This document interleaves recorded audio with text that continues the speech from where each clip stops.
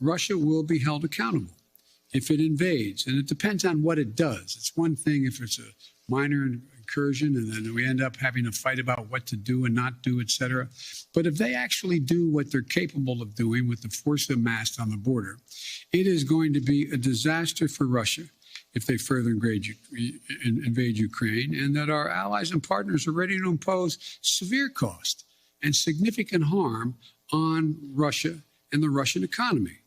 And, you know, we're going to fortify our NATO allies. I told them on the eastern flank, if in fact he does invade, I've already shipped over $600 million worth of sophisticated equipment, defensive equipment, to the Ukrainians. The cost of going into Ukraine in terms of physical loss of life for the Russians, they'll be able to prevail over time, but it's going to be heavy. It's going to be real. It's going to be consequential. In addition to that, Putin has a stark choice. Either de-escalation or diplomacy, a confrontation of the consequences. And look, I think you're going to see, for example, if they invade, they're going to pay. Their banks will not be able to deal in dollars. There are major things happening right now in this world that are not being properly communicated to the majority of the world. They are, of course, mentioned, and the media does tell everyone that these issues are building. But the intensity that the storyline is escalating does not seem to be in the awareness of the general public. The world is being pushed into world conflict. The governments of the world are preparing their forces and sending out their troops. They're not only focused on COVID. They are making preparations militarily and financially. There are a bunch of major moves that have been escalating continuously since December of last year, 2021. It is important that we have our eyes opened and live within proper expectations. Because if you live with blinders on to all of this, you are simply living in a world that is waiting to be blindsided. And those that live like that run a huge risk of being overcome. It is better to live with knowledge and understanding, not to be asleep, but awake. You want to be proactive rather than reactive. It is important to understand what is going on in this world. They are planning to escalate the situation in Ukraine to war, which will spill into massive conflict that will change the world forever. With every mention of inflation, the dollar is collapsing very fast. It is important to understand what is happening and what it means for the world, so that these agendas do not steer you into the darkness that is meant to take everyone into their new world. You must be awake and aware.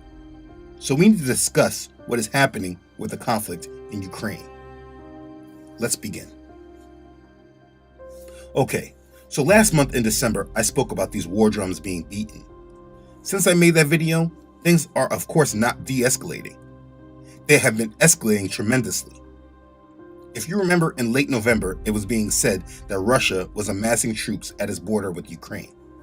Ukraine's defense minister says Russia could be planning to invade his country as soon as next month. The top military official says intelligence shows nearly 100,000 Russian troops in Crimea right now. Russia invaded Crimea and took control of the region in 2014. The Kremlin says Crimea has historically been aligned with Russia, but Ukraine says the region was effectively stolen. Either way, the troop buildup near the border is getting the U.S. and other Ukrainian allies to take notice. U.S. Secretary of State Antony Blinken warned Moscow there would be, quote, severe costs in the event of an escalation. Like I said, things have not simmered down, but they have escalated. And I think it is important to go through a full timeline of what has occurred since December up until now, because this is something that they are not doing. During the time of that last video, Putin was drawing up his red lines. Мы куда идем-то? Зачем мы все это делаем? Вот это создание таких угроз для нас и есть красные линии. Но я надеюсь, что до этого не дойдет. Okay, you see. So let's review what has happened since that last video was made and Putin made those red lines. Shortly after that video, Biden said he's not accepting Putin's red lines. Now to President Biden, who now says he will not accept Vladimir Putin's red line in Ukraine as Russia increases troops along the border. What I am doing is putting together what I believe to be will be the most comprehensive and meaningful set of initiatives to make it very, very difficult for Mr. Putin to go ahead and do what people are worried he may do. But that's in play right now. Now, White House Press Secretary Jen Psaki would not elaborate much on that. She said they are considering economic tools, economic sanctions. When she was asked if any of those initiatives are military in nature, she sidestepped.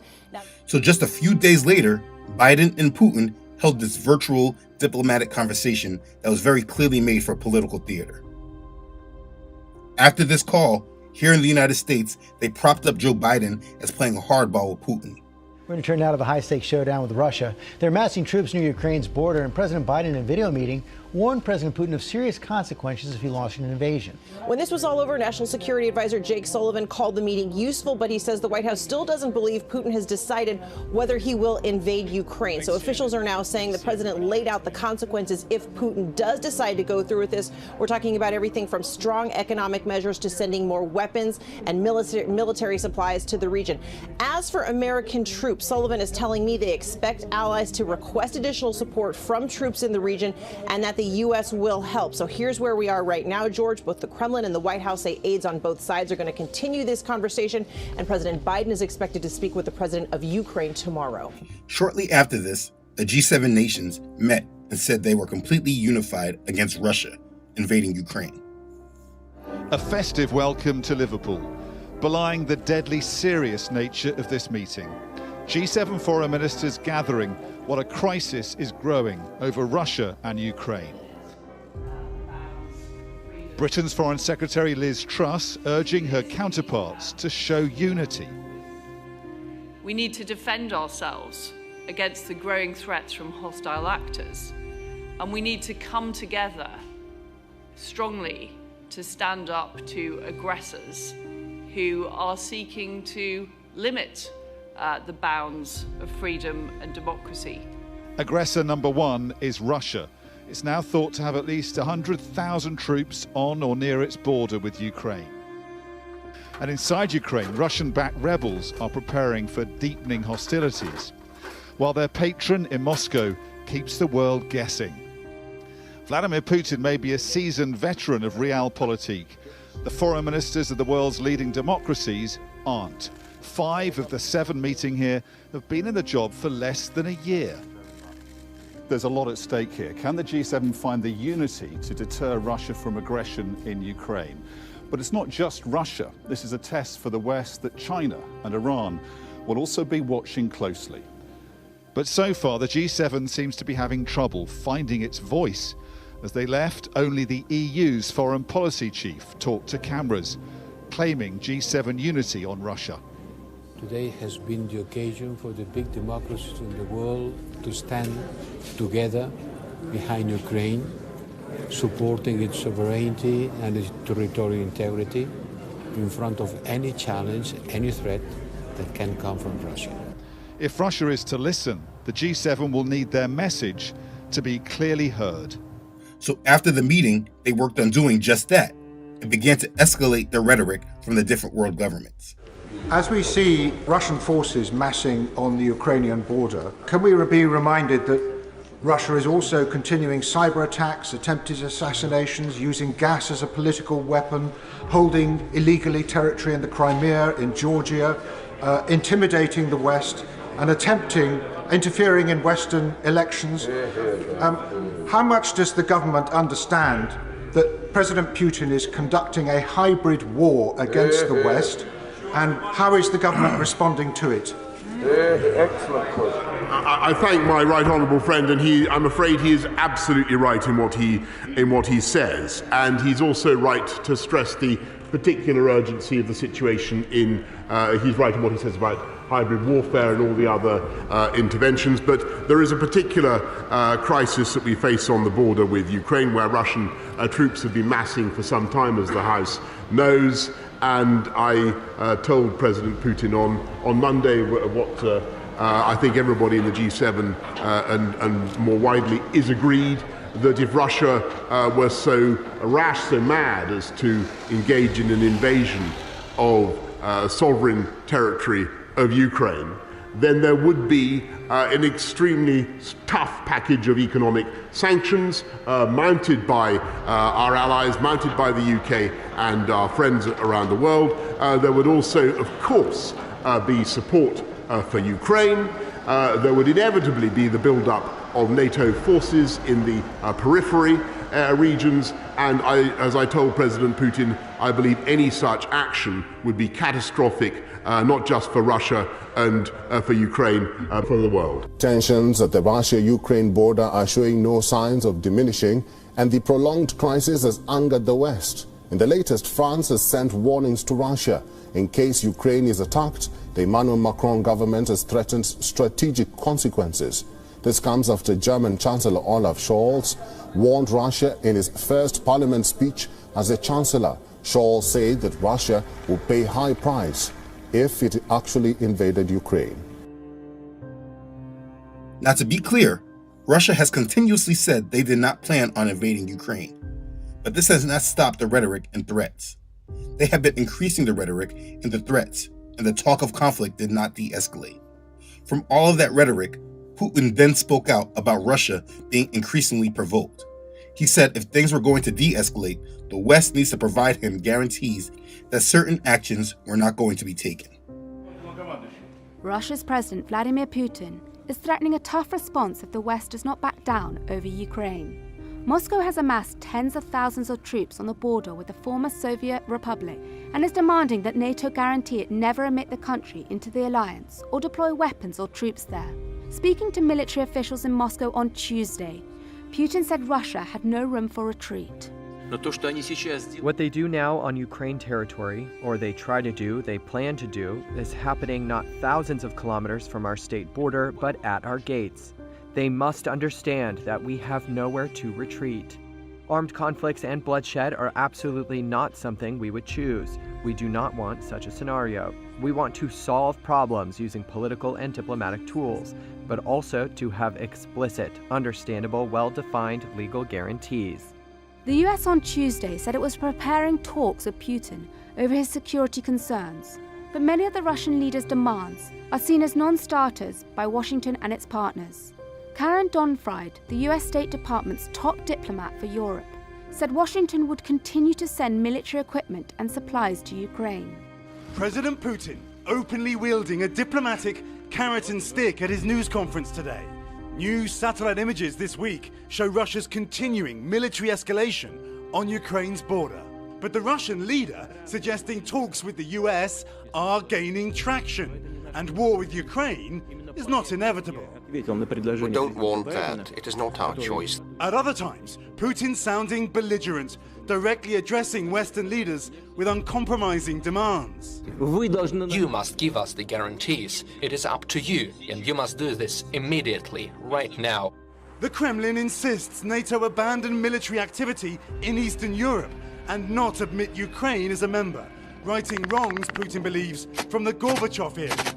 But that draft Kremlin treaty already rejected by Washington ahead of potential negotiations in early January. We just haven't finalized the details of those, so that's really the next step.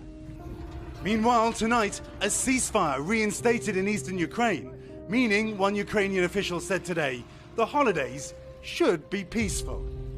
The question tonight, is President Putin deliberately insisting on the impossible, forcing any talks to fail, or is he negotiating? The answer may determine war or peace in Ukraine. The United States has rejected his calls for guarantees and continued to send supplies and equipment to Ukraine. And because they refused to make those guarantees, Russia said there's a high risk of conflict over Ukraine. High risk of armed conflict over Ukraine, Russian Defense Ministry warns. Russia's Deputy Defense Minister warned foreign ambassadors of a high risk of conflict between the country and its neighbor Ukraine one day after President Vladimir Putin threatened diverse military and technical responses if the West doesn't address his stated concerns. These latest messages from Moscow are the kind that have had US and other Western officials on edge that Putin will launch an assault on Ukraine, even after President Joe Biden warned him doing so would bring massive penalties. And Putin requested another talk with Biden. This talk happened at the end of 2021. President Biden is gearing up for a high-stakes phone call with Vladimir Putin later today as tensions escalate between the U.S. and Russia over Ukraine. The White House says Moscow requested the call. We know this will be the second time this month the two leaders have spoken. It comes as Russia says it's withdrawn about 10,000 troops from the Ukrainian border. However, that's just a fraction of the estimated 100,000 forces the country has mobilized across the region, sparking global fears of a possible invasion. For more on this, Imtiaz, what can we expect from today's call between President Biden and President Putin? Do we know why Putin requested the call? Hey, good to talk to you. Well, officially, we've been told the two leaders will speak by phone later tonight, where they'll discuss, security talks in January that are planned between the two countries, as well as the broader situation in Europe. But what many people are hoping is that this call is going to be the beginning of a pathway to real diplomacy that can lead to a genuine de-escalation to a situation that's being described as, quote, the most dangerous it's been in 30 years. But this talk did not bring the expected de-escalation as the reporting alluded to. So here we are in the beginning of 2022, and the rhetoric continues with Biden making more threats against Russia and speaking with Ukraine's president. We will increase our presence in Europe with our NATO allies, and it will have to be a heavy price to pay for it. And shortly after, Secretary of State Blinken makes statements preparing us for the narrative of war that is coming. So how does Moscow explain its actions? With disinformation. It claims that Ukraine is threatening Russia, that Ukraine seeks to provoke a conflict, and that the Russian troop buildup and the tanks and heavy artillery are all purely defensive. That's like the fox saying it had to attack the henhouse because its occupants somehow pose a threat. We've seen this gaslighting before. When Russia invaded Ukraine in 2014, it claimed that Ukraine was the aggressor to justify pre-planned military action. No one should be surprised if Russia instigates a provocation or incident. Yeah, he said a lot. He then went on CNN and did an interview with Jake Tapper as well, and said what was coming next was the test of the paths that this conflict could take. It's either diplomacy or conflict. To discuss the Secretary of State, Antony Blinken. Secretary Blinken, thanks so much for joining us. Let's start on these talks beginning tomorrow in Geneva. President Putin demanding that the U.S. pull some troops back out of Eastern Europe and rule out expanding NATO to include Ukraine. Are either of those on the negotiating table?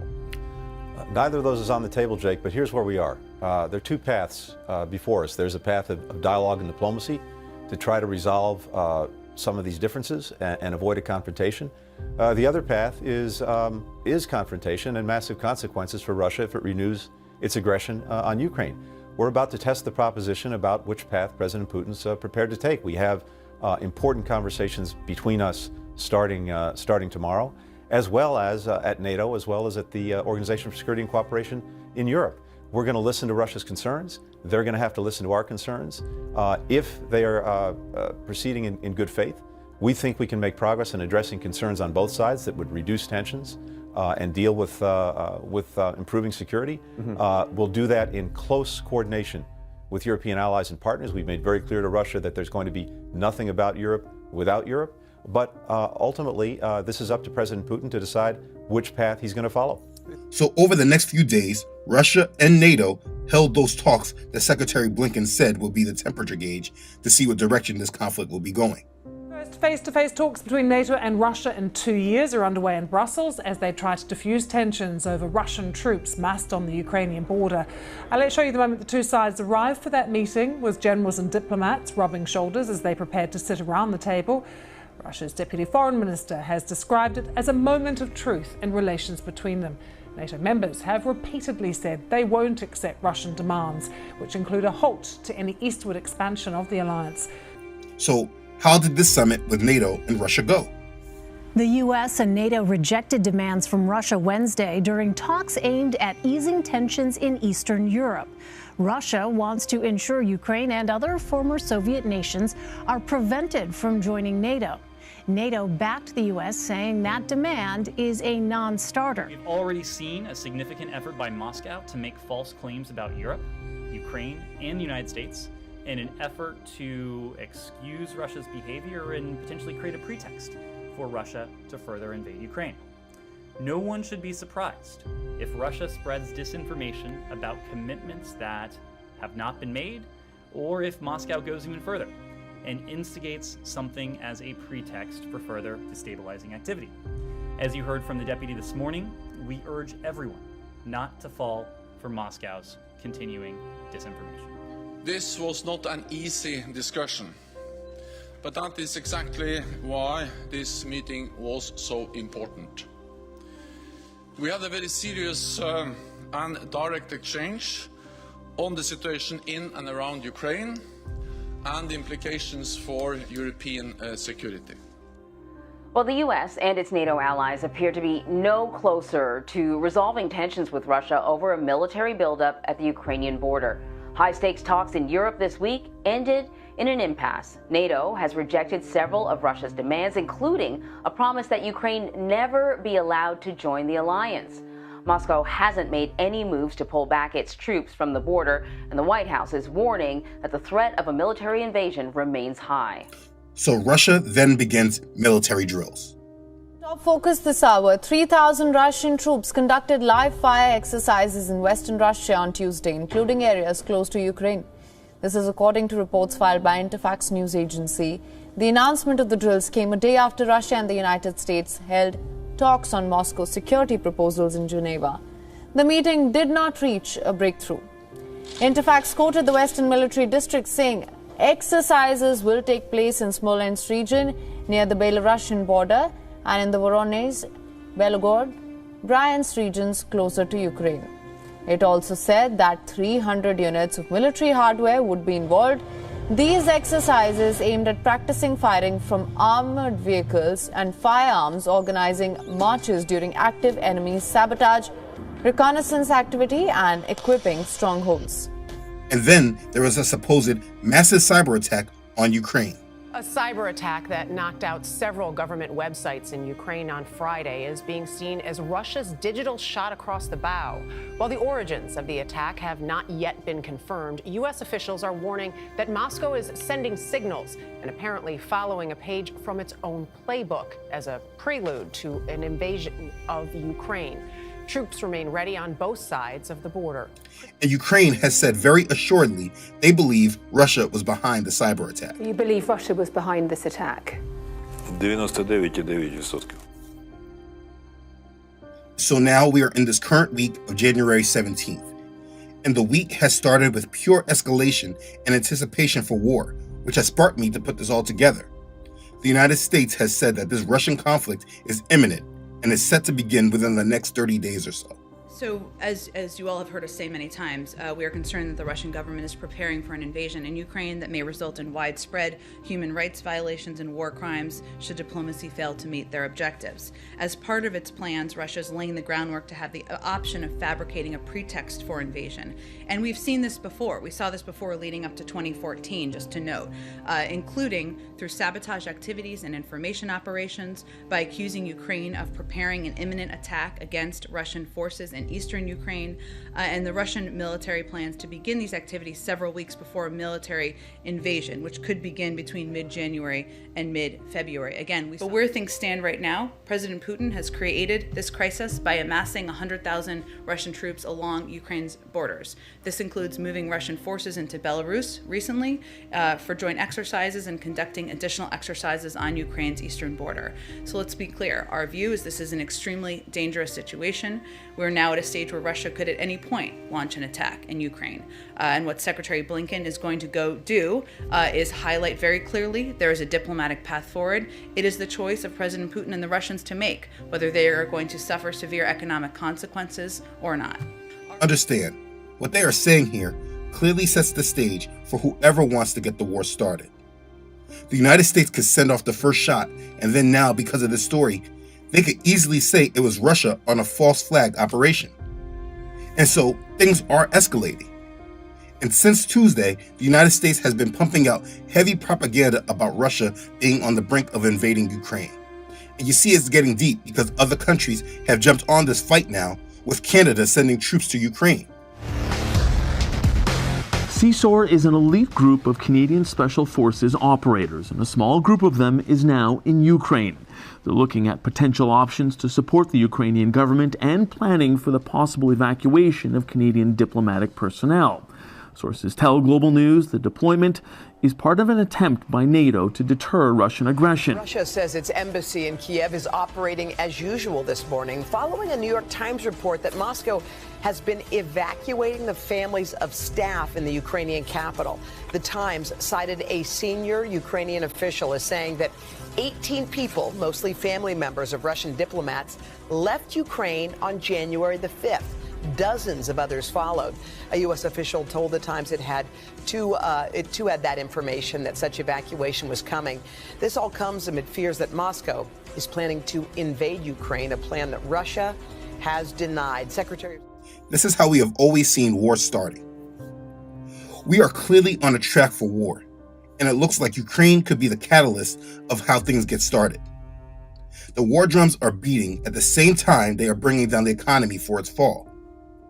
How I see it playing out is that they say Russia invades Ukraine, then the United States and their allies push sanctions that kick Russia out of the SWIFT banking system. I've also signed an executive order authorizing new measures, including sanctions to address specific harmful actions that Russia has taken against U.S. interests, causing Russia to lose access to the United States dollar.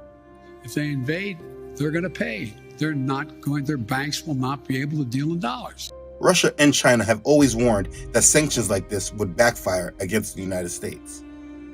Now, from those sanctions, Russia and China would react by completely dumping our debt, which will then lead to full-scale war. That's how I see events transpiring. I mean, I could be wrong, as I often am, when trying to predict what these people are doing. But what I do know is that it's clear that all of this is leading to war and financial collapse, because they're trying to reset the world. That's why we've been seeing such a strong drop in the world stock market since the beginning of the year. If you have been paying attention, the stock market has been on a very gradual, continuous decline since the beginning of the year. And our treasury bonds are increasing in their yield, signaling that people are dumping our debt, while inflation is continuing to skyrocket. I mean, oil prices hit 7-year highs just this week. You know, on Thursday night, I received an email from Bloomberg with this headline: "The collapse has begun." I mean, it's real crazy, because the majority of the people in this world don't even realize a collapse is due to happen. And Bloomberg is casually giving a headline showing that it is now underway. They are literally bringing the system down for the reset, and the general public are just completely asleep to it. When you really realize how many people are asleep to what is happening right in front of them, you really understand how things are going to turn out for the majority. Like I said earlier, the stock market has been falling since the beginning of the year. Now, the Federal Reserve is telling us that they're about to introduce a digital dollar. If you remember, I made a video about this very topic. The United States is provoking war with Russia, China, Iran, and North Korea. And the value of our currency is reducing by the day. Inflation, inflation, inflation. The word of the year is inflation. This is something that has been reported over and over and over.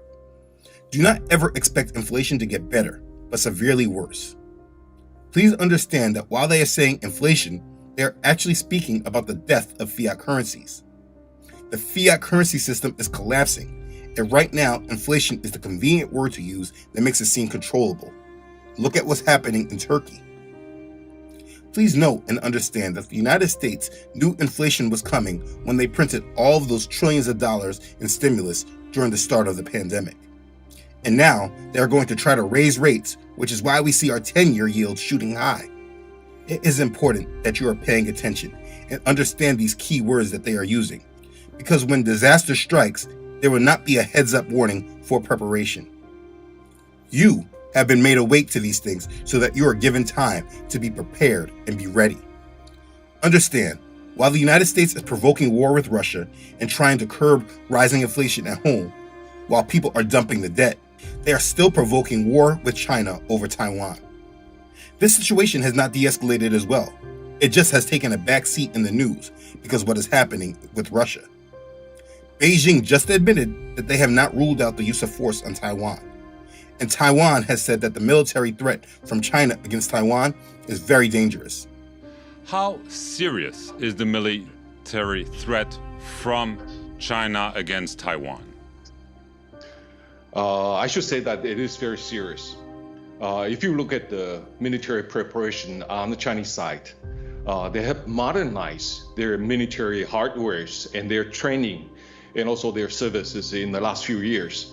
And if you look at the level of their military exercises around Taiwan, either in the air or on the surface, or their missile capabilities, it's been improving tremendously in the last few years.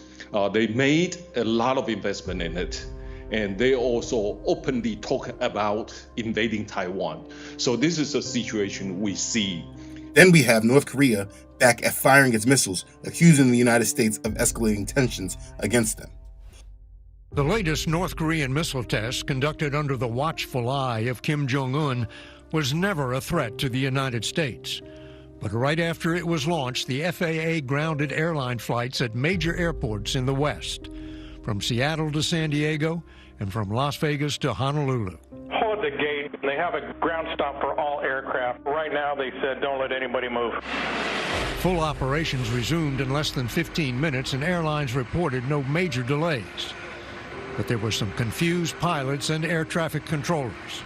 Is it a security-related issue, or what, do we know anything? I honestly have been given no information at this time. I've just been given information that we're in a ground stop. The North Korean launch was immediately detected by satellites, and within minutes, the North American Air Defense Command inside Cheyenne Mountain in Colorado had determined it was not a threat to the U.S. The missile traveled 400 miles in what North Korea claimed was a test of a hypersonic missile. Breaking news overnight, North Korea firing 2 ballistic missiles. This is the 3rd launch this month. This one happening just hours after Pyongyang accused the United States of, quote, escalating the situation with sanctions. To you, Georgia, this morning, dramatic development. South Korea confirming North Korea firing not 1 but 2 short-range ballistic missiles from an airport near the capital, Pyongyang, launching the hypersonic missiles just 4 minutes apart and landing into the waters off the coast of Japan. This is their 4th rocket launch in the last 2 weeks. No damage was reported, but this is a clear provocation and a message that the North is trying to improve its weapons and delivery systems, as well as bolster the country's defenses. Now, these recent launches come after a diplomatic standoff between the U.S. and North Korea, rejecting the Biden administration's call to come back to the table without preconditions, saying Washington needs to first abandon its hostile policy. All these things should be in your radar. But there's one last point you must be aware of and consider. This is new this morning. We have learned in the last 30 minutes the White House is going to give away 400 million N95 masks to Americans for free. They'll hand them out at pharmacies and community health centers all around the United States. The masks will be available sometime next week. The program will be fully up and running by early February. The White House said the free masks are the largest deployment of personal protective equipment in the United States history. Right now, you can order your free at-home COVID tests online. The White House officially launching its federal website this morning. It opened up yesterday at a limited capacity for a test phase. The tests will ship to your home within 7 to 12 days. The website, covidtest.gov. Biden has sent out free masks and free home COVID tests at a time where the feeling is that this pandemic should be going away. Or maybe the feeling of this pandemic going away is just how I feel, because all of this is just crazy stupid to me. Either way, them sending out these free tests and free masks says to me that the worst of this agenda is not over. The 500 million, 500 million tests that are in the process of being acquired to ship to you homes for free. Today, I'm directing my team to procure an additional 500 million, additional 500 million more tests to distribute for free. That made 1 billion tests in total to meet future demand. I expect the real part of this agenda to start taking place as they really start rolling out this new technology. I can't even say it today because you get censored. This morning, as AT&T and Verizon are launching their new ultra-fast 5G wireless service nationwide. So they have sent out the mask and the home test in anticipation for something greater. If you expect the worst from these people, When things happen, you don't allow yourself to be sucked in to their plans. I believe it is very naive thinking to believe that they are sending out free masks and free home COVID tests at a time where they believe that the whole pandemic is de-escalating and going away. I think that's naive. It is important to understand what is going on, because while all these reports are being spread, the coverage is not very comprehensive, allowing the general public to have proper expectations of what is to come. We are moving towards war, and peace will be moved from the earth. We are at the beginning of sorrows. Yahushua told us of these things to come in Matthew chapter 24. It's important to understand his warnings and what he has said. Take heed that no one deceives you, for many will come in my name, saying, I am the Messiah, and will deceive many. And you will hear of wars and rumors of wars. See that you are not troubled, for all these things must come to pass, but the end is not yet. For nation will rise against nation, and kingdom against kingdom, and there will be famines, pestilences, and earthquakes in various places. All these are the beginning of sorrows. That's Matthew chapter 24, verses 4 through 8. Whatever happens, whether it is war, economic collapse, a high resurgence of what they call the virus, whatever it is, make preparations to be inside your homes for extended lengths of time. Make sure you have a proper supply of food and water in your home. Try to make it so that you do not need to go to the store for emergencies. I have made a video about preparing for the collapse. The link will be at the end of the video. I also have made a preparation list that you can download. That link is in the description box as well. Listen, we all must be awake and ready. That's the beauty of the power that Messiah provides us. The world is asleep, living in this strong delusion, and they can't see through the web of lies, distractions, and manipulations. But we are not asleep, and we are given understanding and discernment so that none of this is able to overcome us. These events are made to come upon us suddenly, without warning. And just like what happened when COVID suddenly came on the scene, they have plans that will be implemented to move further in this world agenda. Everyone should be very mindful of these conflicts brewing, because it will lead to a new world. You do not want to be blindsided and live not aware to the agendas that are taking hold. In order for their new world to come about, they are going to collapse this old world they have created. Everything they built will fall! And from the ashes of their world, we'll build a better one! This will be a reset of everything in this world. And if you're not spiritually and mentally prepared for it when it comes, you may be driven right into the darkness with them. This is a time where we live awake and focus on the promises of our Messiah. We live in his commands and do not let his day come upon us as a thief in the night. This world is moving aggressively against us all, keeping us distracted and unaware of the gravity of the situation that is coming toward us. We all must not be a part of their agenda, and we must be awake and living in strength and assurity and vigilance. Brothers and sisters, please stay awake and prepared. Stay in prayer. Stay in your faith. Stay in your convictions, resting on our Savior, who is the only one we can put our trust in. Remember, everything that is happening is all about making a world that he is completely out of.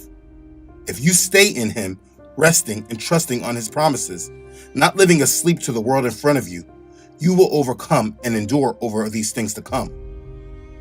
You are now up to date on the narrative at hand. Stand up strong in your faith and be ready and be one that overcomes, because he has given you the power to do so. But take heed to yourselves, lest your hearts be weighed down with carousing, drunkenness, and cares of this life, and the day come upon you unexpectedly.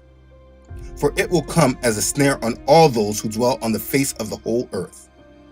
Watch therefore, and pray always, that you may be counted worthy to escape all these things that will come to pass, and to stand before the Son of Man.